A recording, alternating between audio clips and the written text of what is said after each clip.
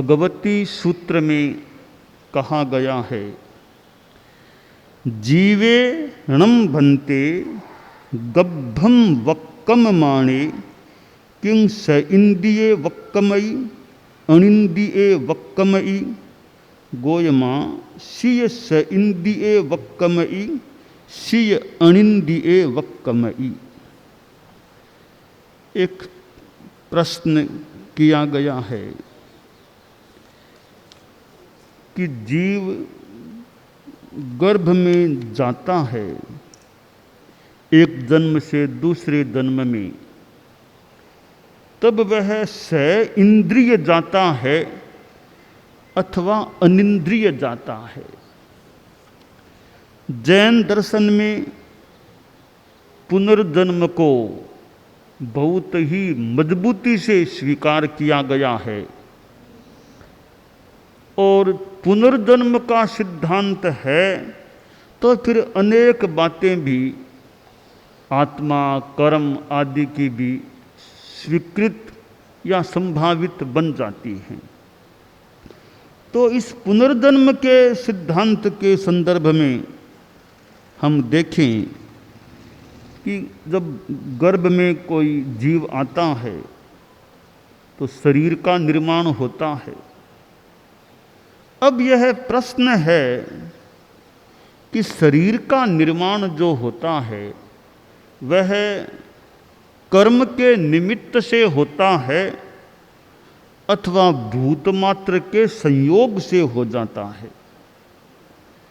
यह प्रश्न प्राचीन काल में, लंबे काल से प्राचीन काल में चर्चित रहा है और यह भी माना गया है कि ये दो जो मत हैं उनमें एक जो कर्म से निर्मित होने की बात है, वात्स्यायन ने न्याय सूत्र के भाष्य में इन दोनों मतों की चर्चा कर कर्म निमित्तिक शरीर सृष्टि का समर्थन किया है। उनके अनुसार पूर्वकृत कर्म के फल के द्वारा नए शरीर का निर्माण होता है। जैन दर्शन भी कर्म से शरीर का निर्माण होता है, इस मत को मानने वाला है। अब यह प्रश्न होता है कि जब पुनर्जन्म का सिद्धांत है तो एक जीव मरकर के दूसरे जन्म में जाता है, तो यहाँ बात यह पूछने की है, जो पूछी गई है कि एक जन्म से दूसरे जन्म में वो जीव जाता है तो पीछे वाले जीवन से इंद्रियों को साथ लेकर जाता है या बिना इंद्रियों के जाता है, यह प्रश्न किया गया है। इसके उत्तर में गौतम को बताया गया कि दोनों ही बातें हैं। एक अपेक्षा से वह जीव स इंद्रिय जाता है और दूसरी अपेक्षा से अनिंद्रिय जाता है। तो दोनों बातें कैसे? दोनों बातें ऐसे हैं कि इंद्रियां दो प्रकार की हैं, द्रव्येंद्रियां और भावेंद्रियां। ये जो दिखाई दे रहे हैं कान आँख नाक, ये द्रव्येंद्रियां हैं, यानी पौद्गलिक है वो द्रव्येंद्रियां हैं। और चैतसिक हैं, चैतसिक हैं वे भावेंद्रियां हैं। तो मृत्यु के बाद जीव दूसरे जीवन में जाता है, ये जो स्थूल हैं कान आँख नाक, इनको साथ लेकर नहीं जाता है। तो चेतना में जो क्षयोपशम रूप में भाव इंद्रिय है उसको साथ लेकर जाता है। इसलिए एक अपेक्षा से जीव अगले जन्म में स इंद्रिय भी होता है, यानी भावेंद्रिय की अपेक्षा स इंद्रिय होता है और द्रव्येंद्रिय की अपेक्षा वह अनिंद्रिय जाता है, बिना इंद्रिय के जाता है। तो यह उत्तर दिया गया कि स्थूल जो इंद्रियां हैं दिखने वाली, इनको साथ लेकर नहीं जाता। तो भावात्मक भाव इंद्रियां हैं चेतना के रूप में, क्षयोपशम के रूप में, उनको साथ लेकर जाता है। दूसरा प्रश्न फिर किया गया इसी पुनर्जन्म के संदर्भ में कि वह जो जीव गर्भ में जाता है, अगले जन्म में जाता है, किंग सशरीरी वक्कमयी अशरीरी वक्कमयी, कि वो जीव सशरीरी जाता है या अशरीरी जाता है। उत्तर में कहा गया कि एक अपेक्षा से तो सशरीर जाता है, दूसरी अपेक्षा से अशरीर जाता है। यह कैसे? दोनों बातें कैसे? कि शरीर 5 हैं, औदारिक, वैक्रिय, आहारक, तेजस, कार्बन। तो पहले 3 शरीर स्थूल हैं, औदारिक, वैक्रिय, आहारक। इन तीनों को साथ लेकर कोई आगे नहीं जाता है। यह हमारा यह शरीर औदारिक है, यह साथ नहीं जाता, यह यहीं रह जाता है। परंतु तेजस शरीर जो सूक्ष्म शरीर है और कार्बन शरीर जो सूक्ष्मतर शरीर है, ये 2 शरीर अगले जन्म में यहाँ से आगे साथ में भी जाते हैं। तो स्थूल शरीर की अपेक्षा तो जीव अशरीर अगले जन्म में जाता है, और सूक्ष्मतर शरीर की अपेक्षा से वह सशरीर अगले जन्म में जाता है। यह दूसरा प्रश्न हो गया। अब तीसरा प्रश्न किया गया है, यह भी पुनर्जन्म के संदर्भ में ही या उत्पत्ति के संदर्भ में। जीवेनम बनते गब्भम बक्कम माने तब पढ़मयाए किमाहार माहारे, कि कोई जीव जैसे हम मनुष्य के रूप में मान लो पैदा हो रहा है, तो वो पैदा होते ही सबसे पहले कौन सा आहार ग्रहण करता है? उत्तर दिया गया कि वह गौतम को नाम से उत्तर कि वह जीव है सबसे पहले माता का ओज और पिता का शुक्र, इन दोनों से मिश्रित आहार ग्रहण करता है। अब चौथा प्रश्न किया गया कि ठीक है, पहला आहार तो हो गया, अब वो गर्भ में रहेगा 9.25 महीना जितना भी, तब कौन सा आहार करेगा? जीवेनम बनते गब्भ गए समाने किंग आहार महारेई, तो वो गर्भ में रहेगा बाद में जितने महीनों तक, तब वो कौन सा आहार ग्रहण करेगा? कि गौतम जो गर्भगत वो शिशु जीव है, उसकी माता है, वो जो नाना प्रकार की रस विकृतियों का आहार लेती है, उसके एक देश का वह गर्भस्थ शिशु आहार के रूप में ग्रहण कर लेता है। क्योंकि यह बताया गया है कि जो माँ, गर्भिणी माँ जो भोजन करती है, आहार करती है, वह आहार रस है, वो उसके शरीर में, माता के शरीर में 3 भागों में विभक्त हो जाता है। 3 भाग कैसे? कि पहला भाग उस भोजन का वो खुद माँ के शरीर की पुष्टि के लिए एक हिस्सा उसके काम आता है। दूसरा हिस्सा है वो माँ के शरीर के भोजन का, जो भोजन लिया है वो माँ के दूध बनाने का काम करता है, दूसरा हिस्सा।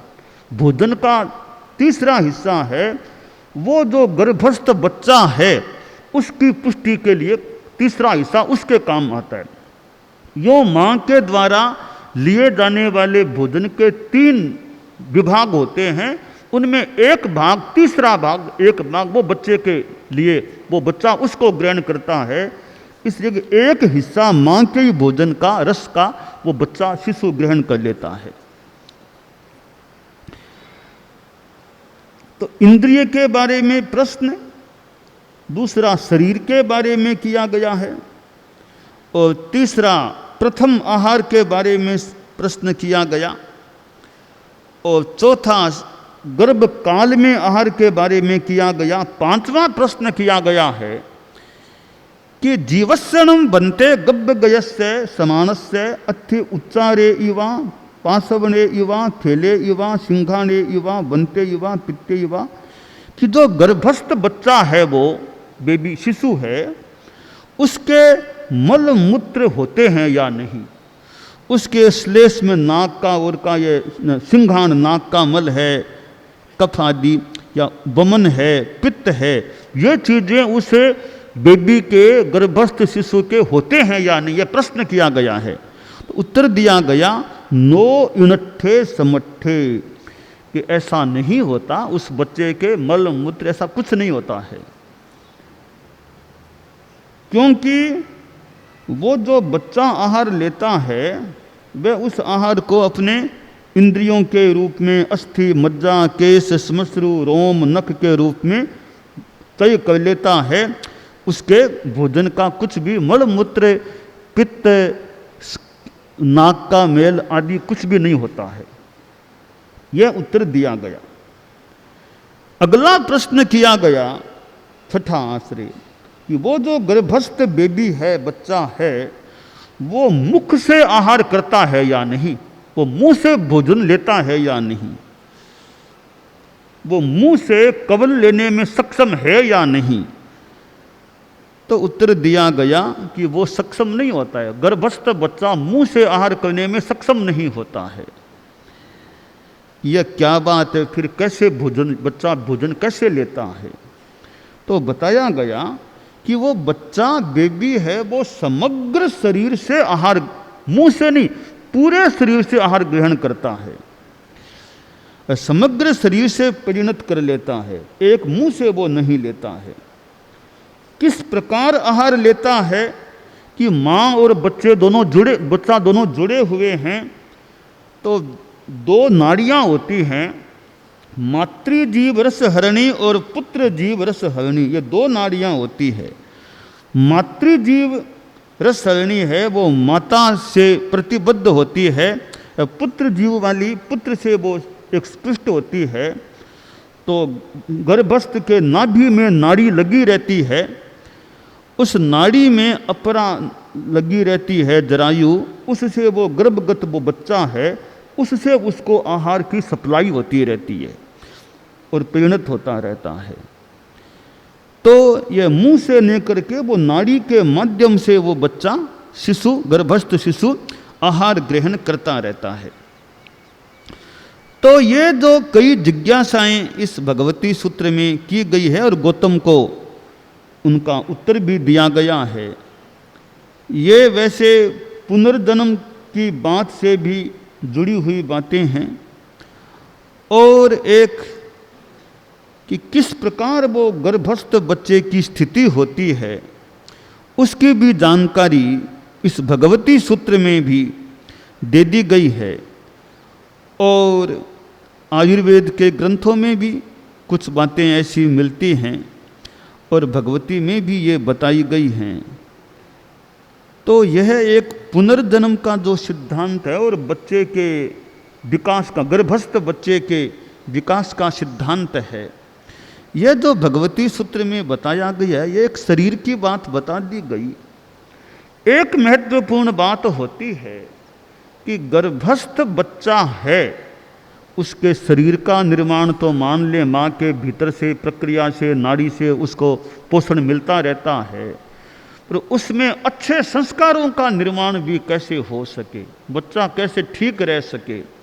तो ऐसा भी बताया गया है कि जब माँ गर्भावस्था में होती है तो माँ को कुछ सावधानी, जागरूकता रखनी होती है कि जैसे तीर्थंकरों का जब गर्भाधान होता है तो भी माँ गर्भिणी, वो माता है, वो जागरूक रहे कि बच्चे शिशु की अच्छी सुरक्षा रहे, और साथ में कि भी बच्चे में अच्छे संस्कार, अच्छा बच्चा कैसे बन सके।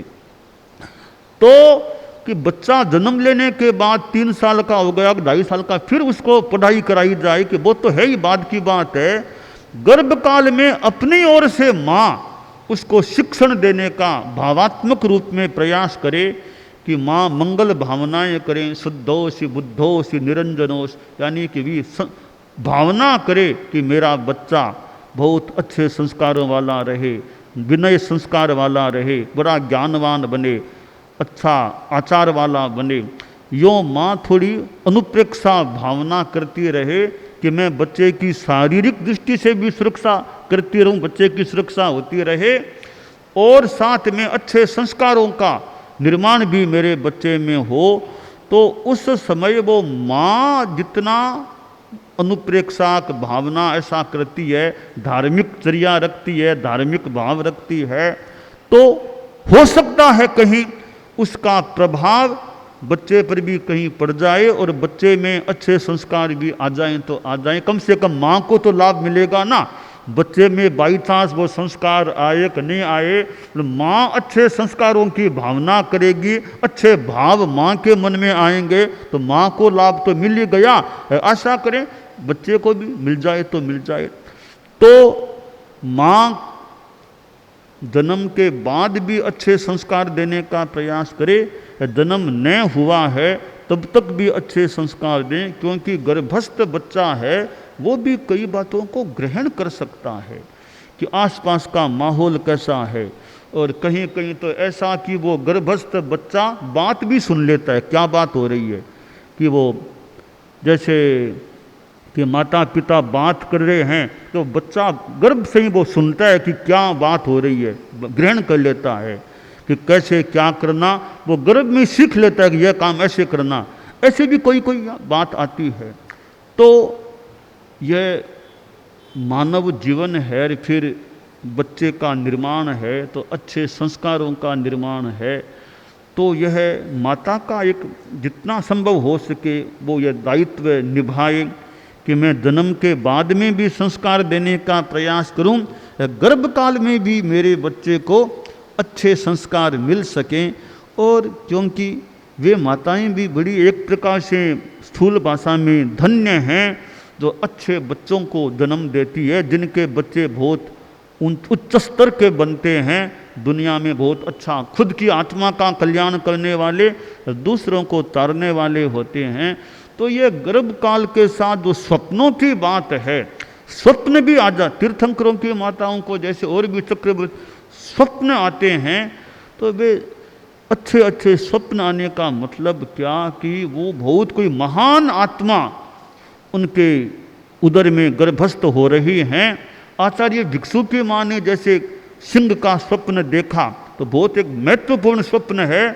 तीर्थंकरों की माता का भी देखने का यह स्वप्न होता है, एक सिंह का स्वप्न। तो वो स्वप्न आचार्य भिक्षु की माँ ने देखा था। अब स्वप्न का अर्थ भी लगा लें, ऐसा स्वप्न देखा तो ऐसी संतान को जन्म दिया तो मानो सिंह की तरह एक पराक्रम वाली कह दें, एक आध्यात्मिक जगत में क्रांति करने वाली। तो ये माताओं को स्वप्न भी आते हैं और वे माताएं बड़ी धन्य हैं। भक्तामृत में जो कहा गया, स्त्रीणाम शतानि शतशो जनयन्ति पुत्रान् नान्या सूतम त्वदुपमं जननी प्रसूता दिशो दधति भानि सहस्ररश्मिं प्राच्येव दिग्जनयति स्फुरदंशु जालम। कि सैकड़ों माताएं जन्म तो देती हैं, तो ऋषभ जैसे महापुरुष को जन्म देने वाली तो कोई कोई माता होती है ऐसी। इसी तरह ऋषभ तो प्रतीक मान लें, तीर्थंकर है, और भी महापुरुष हैं तो उनको जन्म देने वाली। तो आदमी के जीवन में माँ के साथ एक बड़ा संबंध होता है, इसी पिता के साथ भी संबंध है।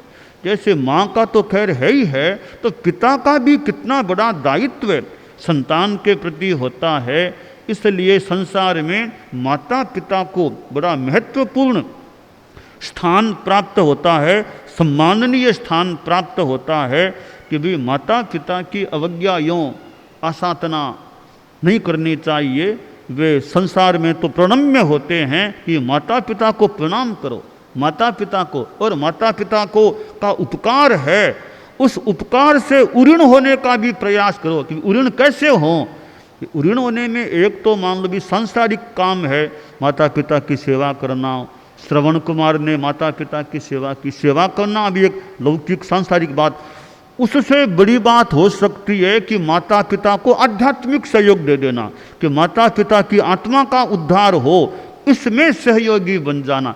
छोटे से उदाहरण के लिए मान लो हमारे धर्म संघ की या धार्मिक परंपरा में देखें कि भाई माता पिता वृद्ध हैं, उनकी भावना भी है हम गुरु दर्शन करें, थोड़ी सेवा करें, उपासना करें, लाभ लें। उसमें उनके पुत्र परिवार के लोग सहयोग करके उनको गुरु दर्शन, गुरु उपासना, धार्मिक सेवा में सहयोग देते हैं भी कि माता जी की इच्छा है इनको सेवा करा दें, धार्मिक लाभ दिला दें। तो वो एक तरह से एक धार्मिक कार्य में योगदान देने की बात हो गई। और कि माता पिता के चित्त समाधि रह सके, हमारी ओर से ने कोई मानसिक पीड़ा न हो जाए, तो यूँ संतान ध्यान रखती है तो वे स्थूल भाषा में माता पिता के उपकार से उऋण होने की दिशा में आगे बढ़ सकती है। तो यह धार्मिक सहयोग देना बहुत बड़ी बात। और तो ठीक है भाई कभी हॉस्पिटल में ले जाना पड़े, कभी और, वो भी एक शारीरिक सेवा है। इसके साथ साथ जब ये लगे भाई अब तो डॉक्टर ने कह दिया अब तो कोई ज़्यादा चांस है नहीं, ले जाओ सेवा करो, तो सेवा क्या करो? एक तो शरीर की सेवा हो गई, मानसिक सेवा मान ली, अब तीसरी सेवा है इनको धार्मिक सहयोग कैसे मिले, कैसे जप ध्यान स्वाध्याय इसको ये करते रहें, इसमें सहयोग दें। और जब लगे अंतिम समय की बात है तो कैसे वो अनशन समाधि मरण उसकी ओर आगे बढ़ सकें, तो इसमें भी फिर सहयोग दें भी कैसे इनको धार्मिक माहौल मिले और जितना त्याग प्रत्याख्यान करने में आगे बढ़ें और अपनी आत्मा के कल्याण की दिशा में। तो इन चीज़ों में भी सहयोग देना। आजकल कई जगह वो माता बड़े वृद्ध माता को संथारे की बात आती है भी कि संथारा की इच्छा है, अब इनको कोई समनियाक साधु साधिया कोई हो तो संथारा पचका दें। तो यानी कि धार्मिक उनका अंतिम समय एकदम आध्यात्मिकता में बीते। एक तो अंतिम समय, अब हालांकि योग संयोग की बात है, एक तो माता पिता का वृद्ध है उनका अंतिम समय हॉस्पिटल में ही बीते, वहीं उनका प्राण अंत हो। एक तो वो अब योग संयोग है, एक उनको धार्मिक माहौल में उनका कोई संथाराक त्याग प्रत्याख्यान, जो संथारा नहीं भी आए तो स्वाध्याय ध्यान जप की अवस्था में उनका शरीर छूटे तो उनकी आत्मा का अच्छा कल्याण हो सके। तो ये माता पिता की जो आध्यात्मिक सेवा है वो करने का हम प्रयास रखें, तो वो एक उनके उपकार से उऋण होने का एक तरीका, बढ़िया तरीका ये भी हो सकता है।